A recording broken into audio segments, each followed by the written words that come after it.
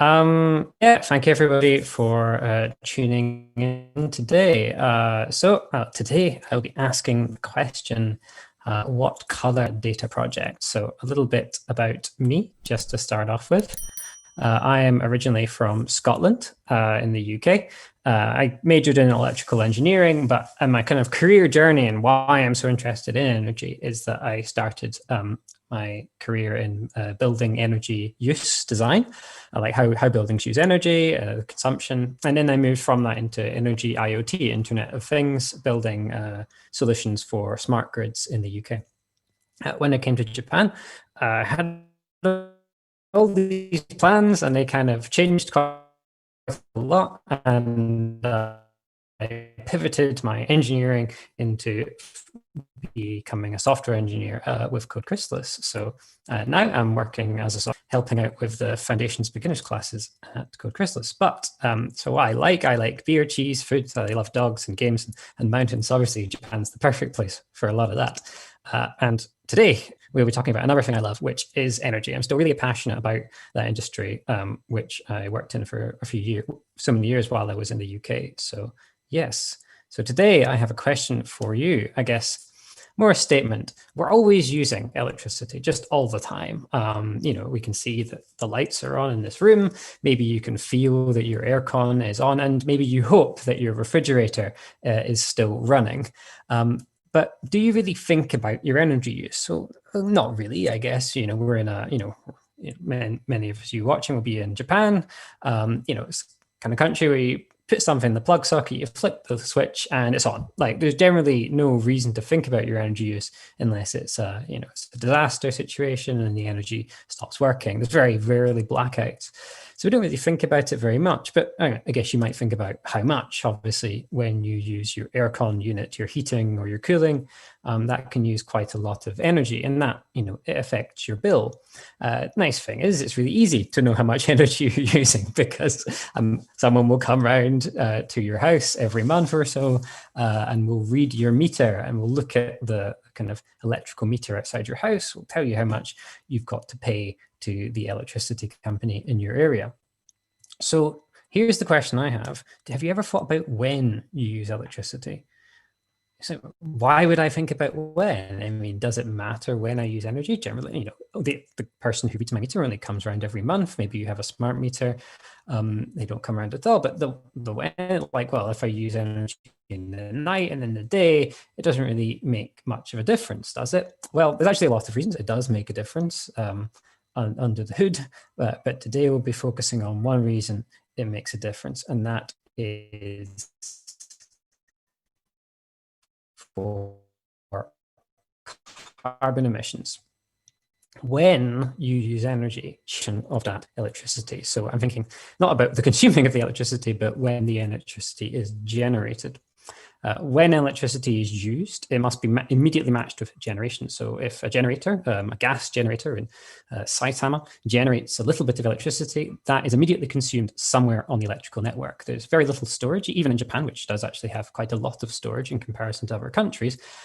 Generally, energy isn't stored. It's consumed as soon as it is generated. So the when does start to matter because you think about all the mix, the different kinds of electricity. You've got coal and gas, these fossil fuels, but you've also got solar power and wind and other sorts. Maybe you're thinking, well, that doesn't matter. For me, maybe I'm on a green tariff. So some companies in Japan are starting to offer this kind of electricity contract where they say, you have 100% renewable electricity. But that's more of a market thing. So, this company will say we have 100 customers and we're going to buy 100 customers worth of electricity on the market, but we're only going to buy from the renewable energy sources. But actually, when you plug something into your plug, in the electrical network, all the energy is kind of mixed together. So unless you're literally pulling energy from your own roof, your energy is mixed in with all the other sources like gas and coal, and as well as the renewable ones like solar. So think about it like this. You've got this mix, you've got some solar, you've got some coal, maybe gas and wind and so on. But at different times of the day, the proportions of those will be different. So maybe the price changes and the gas plant decides, it's not worth turning the plant on. Whereas solar, it's just on or it's not.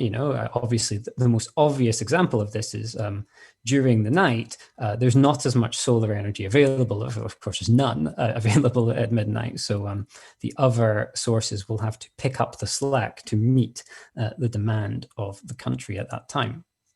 So throughout the day, the mix of things that are contributing to the total amount of energy generated is going to change. Now, in the UK, we have this great tool, which gives us this number, this exact number that says, okay, well, we combine all those energy sources together, the renewable and the non-renewable ones, and we got this number. And if the number is low, if it's 0, that means completely carbon neutral. And if the number is higher than that, then comparatively more carbon is being generated. Specifically, the value is grams of CO2 per kilowatt hour, which is a measure of electricity. So right now, so this is from my country, the United Kingdom. It's backed by the government, or National Grid ESO, and right at the time I took this screenshot, the carbon intensity was 166. So this is where the color comes in. So the color they have used to describe this amount is kind of an orange color. So it's not green and it's not red. It's kind of it's okay. Because over the course of the day, this carbon intensity will change. You'll kind of see a graph like this. This is especially prevalent in the UK, which uses a lot of wind. So it's very hard to know when the wind is blowing in different parts of the country. So this carbon intensity values, moves all over the place quite a lot.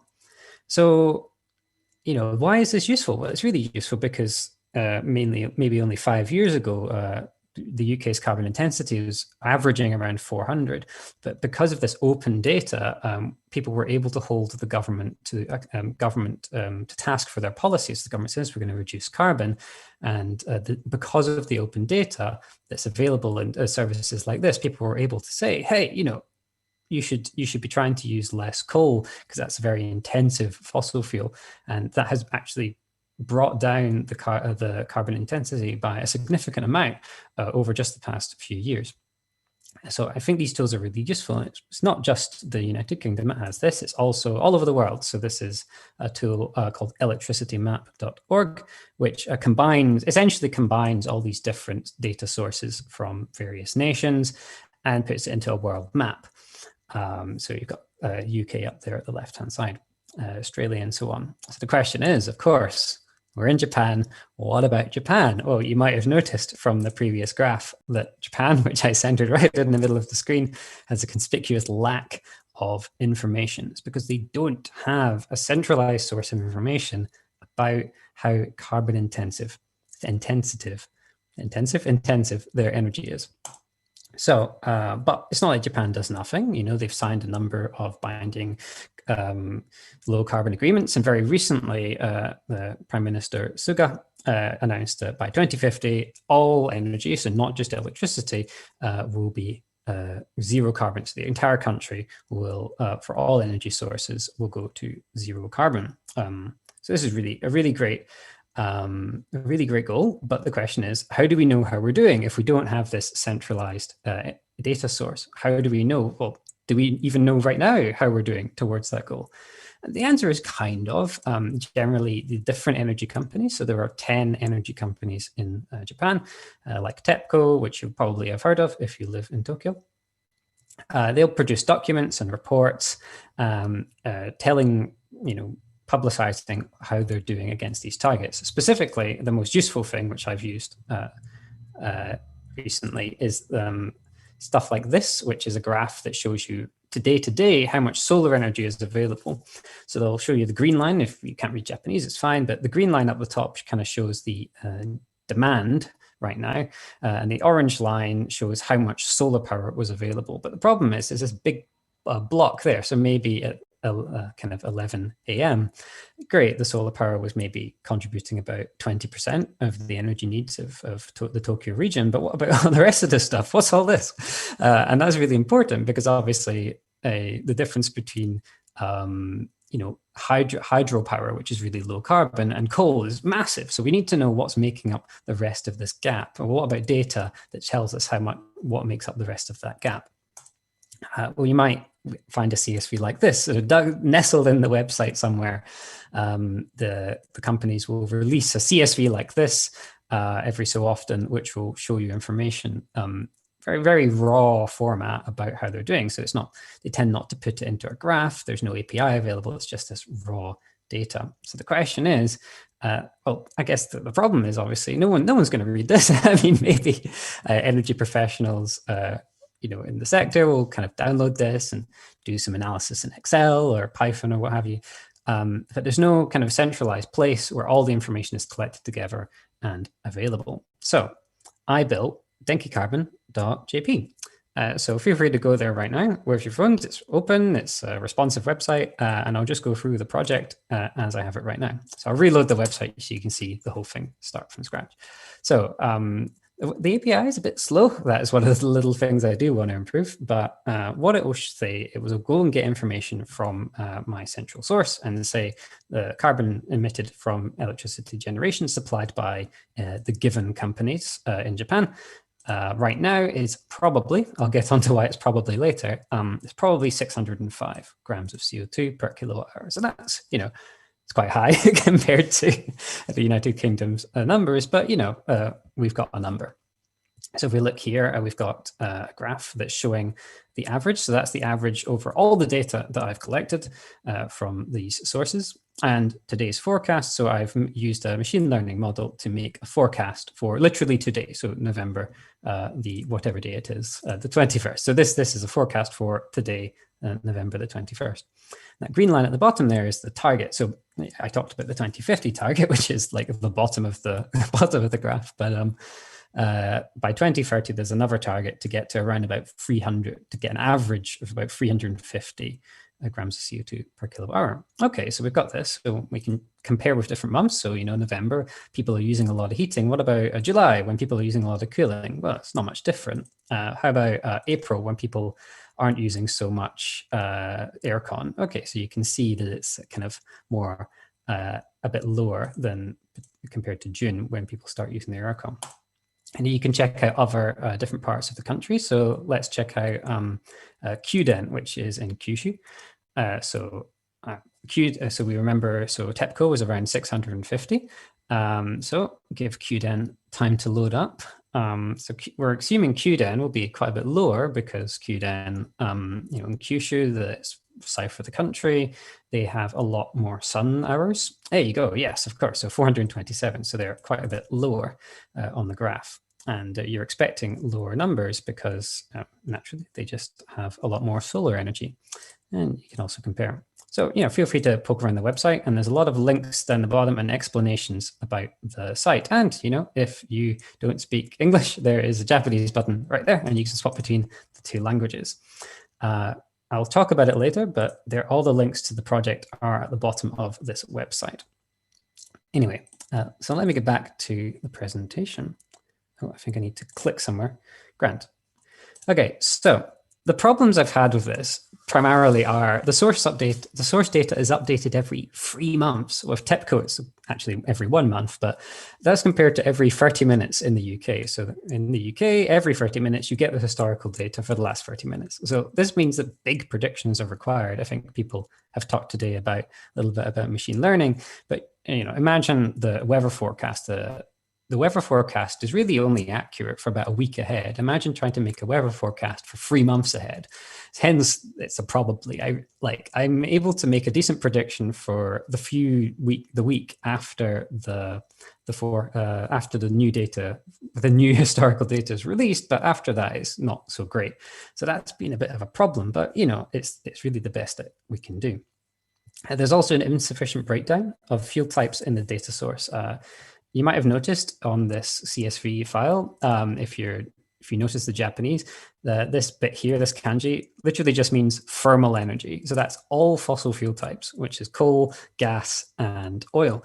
Problem is, coal, gas, and oil have very different carbon intensities, with gas being quite, kind of middle and coal being really, really bad. It also doesn't talk about what carbon capture technologies they might be using. Just the data is insufficient, and the breakdown is insufficient. And actually, nowadays we have batteries, but batteries aren't listed on that source, that data source at all. Also, the source data has a lot of inconsistent formatting, which I'll talk a little bit about more, but that took a lot of time, and occasionally new formatting bugs creep in to the data sources, and I need to handle those. So how did I build this? Coding school, let's talk about the technology behind it. So the API is primarily built with Python. I used the Flask library and an open API spec to kind of define the API. And backing that up on infrastructure is primarily Google Cloud Functions with Google BigQuery storing the data. And I also use this tool called Google Endpoints, which takes the open API spec that you give it and provides a gateway to your API. So it checks the query before it goes to your Cloud Function, thereby checking that it's in the right format, which saves you some processing time. The website that you'll have seen is pretty simple TypeScript and React, but it's also got uses recharts and uses a translation library called I18 Next. So how does the process work? Well, for the scraper, the system works by just moving my Zoom stuff around. The scraper works by taking the CSVs. They're generally called area data. It seems to be the format. And so the Cloud Function will grab all the CSVs every month. So it's on a little timer. We'll clean them up, do all this cleaning, and send it off to BigQuery. So in Google BigQuery, that's where it does the machine learning forecasting. So I used Python initially because I thought I would have to do the machine learning myself. It turns out that Google has some pretty good boilerplate machine learning tools available. So worth checking out if you're looking to do some machine learning on a large data set and you don't really want to do it locally on your machine. So that's quite good for doing it with Google BigQuery.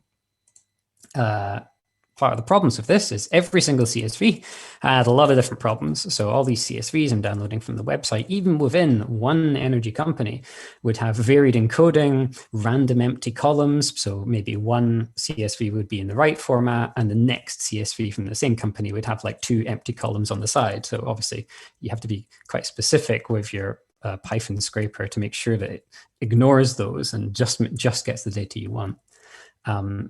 Also varying header length. So sometimes they'd add little notes at the top of the file. So a CSV usually just has the raw data with 1 line of header, but they'd add these notes at the top.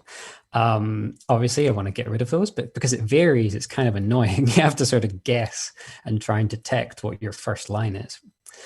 Also varying file types. So for example, one company wanted to add a hover over tooltip to some of their data. I believe it was because there was an earthquake at the time and they had a blackout.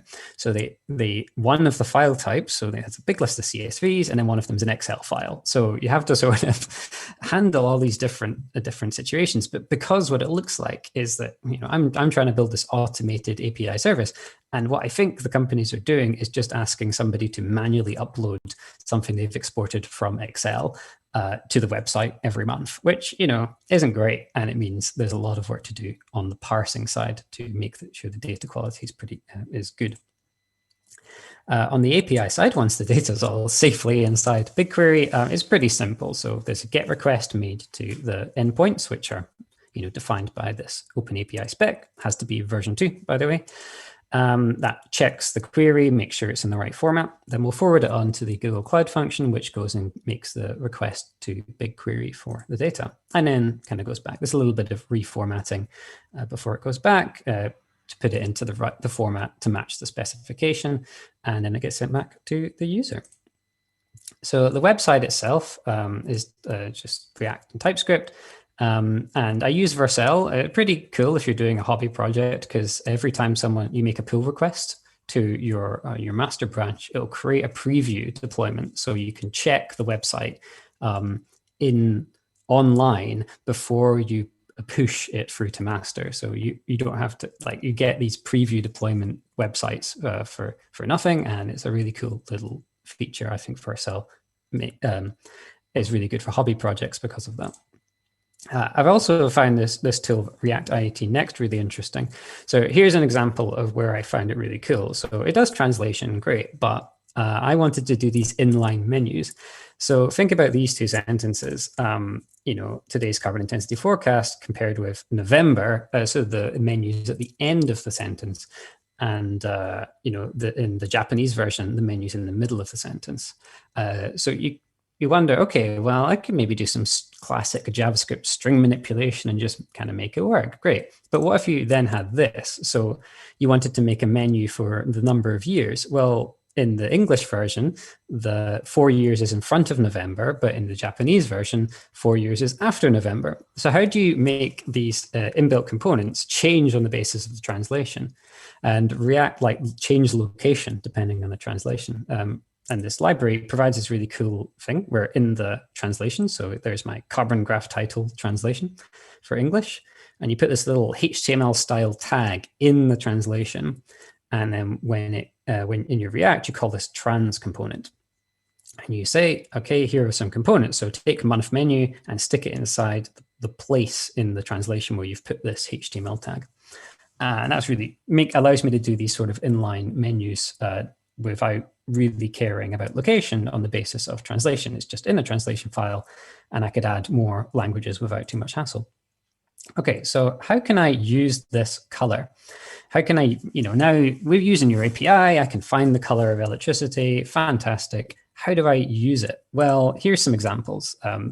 National Grid ESO, the people who make the UK version of the API, have released an application for your phone, so you can just download that. And that's like, you can see all the information that comes from the API shown in a really nice format. Okay, that's a pretty simple usage. You can just maybe send that information to Twitter, literally just display the information from the API. Or maybe you can do something a bit more clever. So a company in the UK called Octopus Energy built an Alexa bot. So you say to Alexa, how green is energy right now? And Alexa will respond saying information about the energy mix currently. So you could use that and say, I'm about to do my washing. That's our energy intensive thing to use. Alexa, how green is the energy? Well, the energy's kind of not green right now. And you go, okay, maybe I'll wait an hour and see if it'll become more green later on in the day. Because, maybe it doesn't matter to you when you do your washing, but if you do it at a different time of day, you could use less carbon. And that might be a cool thing for you to do. And it's kind of built into Alexa, so you don't need to use an app or anything. On a bigger scale, Google moves some of their data processing operations to different times of the day, depending on the amount of renewable energy that's available. They use the API that's behind that electricitymap.org project I showed you earlier in the presentation.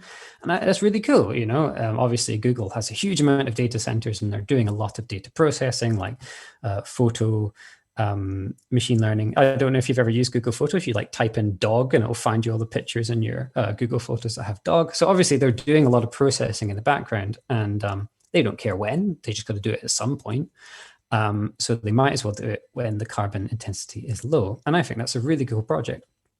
On a smaller scale though, something that humble developers like me might find a bit more grounded will be something like this. So I was looking around for examples, and I found this really cool project where this website called climateaction.tech, they have a blog, and they built a blog to change on the basis of the carbon intensity. So the blog, if the carbon intensity is low, there's lots of renewable energy, they'll provide the high quality images on the website, so using the maximum amount of data.